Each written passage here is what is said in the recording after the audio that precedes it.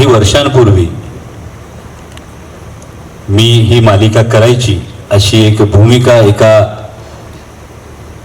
वाहिनीकडे व्यक्त केली होती.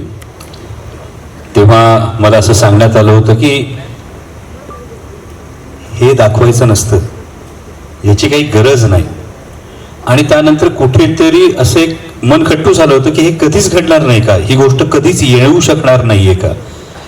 आणि त्यामध्ये मी सतीश सरांचा मनापासून त्यासाठी ऋणी आहे की अचानक मला फोन आला आणि मला विचारलं की आपण याविषयी काही करू शकतो का.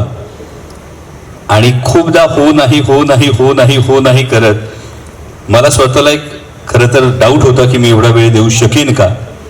ते फार हुशारीने त्यांनी अटी पण त्यामध्ये ठेवल्या होत्या. आणि जेव्हा पहिल्यांदा आम्ही याचं नरेशन केलं तेव्हा ही गोष्ट बऱ्यापैकी स्पष्ट होत गेली. आणि यामध्ये दुसऱ्या एका माणसाचं कन्व्हिक्शन, म्हणजे आजकाल मॅनिफेस्टेशन वगैरे या सगळ्या गोष्टींविषयी खूप जण बोलतात, ते म्हणजे अभिजित खाडेंचं आहे. कारण अनेकदा जेव्हा जेव्हा असं होत होतं की अरे जमेल की नाही, तेव्हा हा माणूस होता प्रत्येक वेळी सांगणार नाही जमणार आहे जमणार आहे.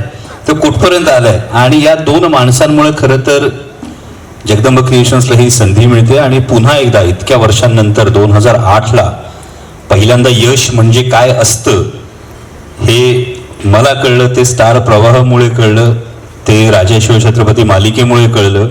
आणि आता ज्या पद्धतीने मालिका बनते, मी ठामपणे सांगू इच्छितो की यशाची नवीन व्याख्या काय असते ते मी सावित्रीबाई ज्योतिराव फुले या मालिकेतून या पुढच्या काळात दिसेल.